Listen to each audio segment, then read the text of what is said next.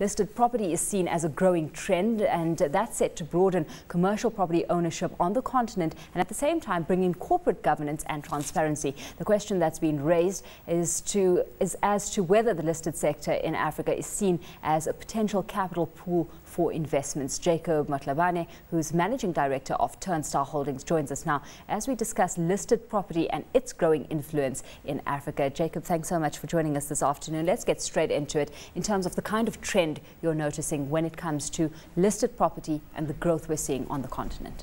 Thank you for having me. Indeed, I believe listed property are going to be a leading focus for investment in Africa going forward. I mean, my personal view is Africa is a developing country. Developments are going to be ongoing in Africa for some years to come. And development in itself is a costly exercise. So the easiest and best way to club in resources is through listed entities, where people can invest in there and have access to state-of-the-art properties rather than individually trying to own those assets. Jacob, it's Lindsay in Cape Town. Thanks for joining us on Power Lunch. If you look at the South African, the performance of the South African listed property sector on the JSE Securities Exchange, you must be extremely encouraged because we're a mature economy. We're a mature property economy as well. And when you see that the growth of the sort of less developed African nations, which are showing such good signs of GDP growth, there must be absolutely enormous potential throughout the continent, with specific nodes, of course, but continental-wide, there must be, as I said, massive opportunity for listed property funds and therefore investors. Definitely there is. I mean, I'll give you a classic example is that of Botswana itself. We're talking of a country with a very small population of just around 2.4 million people. And the achievements that have been had with the property companies there is that phenomenal and that great. Now, when I look at the country that we've just invested in, which is Tanzania, where in one town that population is just well over 4 million, really there is great potential for companies to start taking Africa seriously and going out into Africa. There is still virgin territories to be invested in within Africa. There is still quite a lot of need for development in Africa, both in infrastructure, in properties, be retail, commercial, or even industrial. What I see happening in the trends right now is there's a lot of inclination towards industrial plots because there is need for development. Just, you've highlighted a significant amount of opportunity there. That in the face of what kind of risk? Just how much of risk do investors face going down this route? That's funny enough, we just had that discussion this morning at a summit where I'm attending. And the key issue here is the perception that is being sold about the risk of Africa. I think sometimes is over-exaggerated. I mean, first of all, business is a risk. Whenever you invest and take business, you are going into risk. So let us not over-highlight the risk of going into Africa vis-a-vis the benefits of being there. I've seen great achievements in actually being there when, in fact, when we are still thinking about it, all we could see is just highlights of risk. But once we are in there, you actually see the potential that the risk versus the benefits is well compensated for. Just how much appeal does this have for investors out there and how they're taking to this story? Because like you say, perception is a big consideration to take into consideration, and it's certainly something that will sway investors' opinions.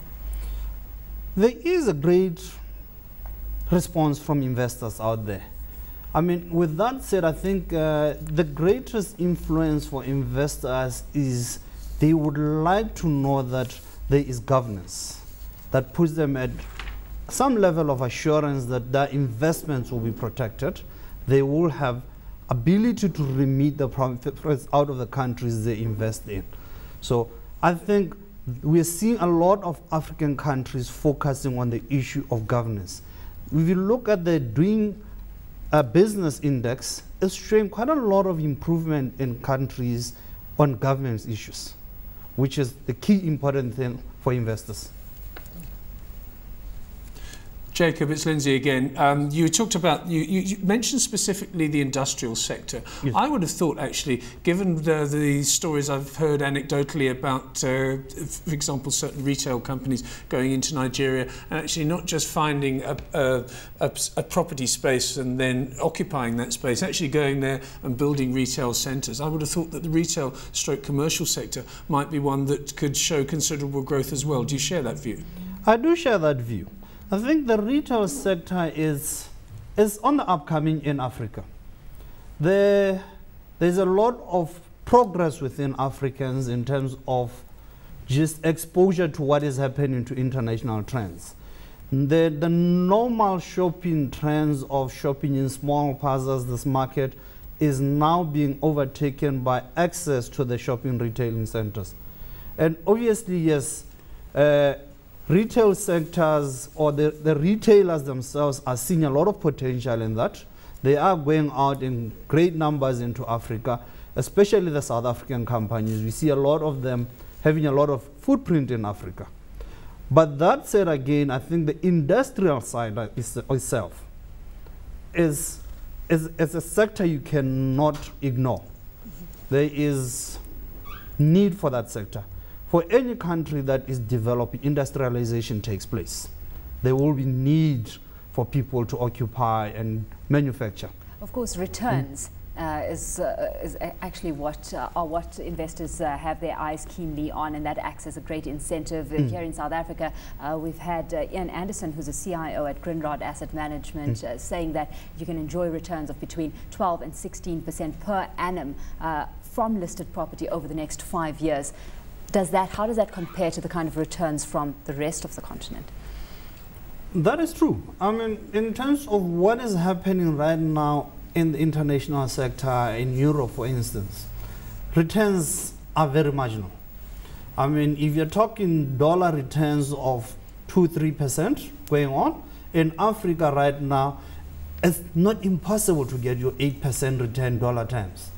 So there is that influence of Africa itself attracting international investors now, because the returns are that great.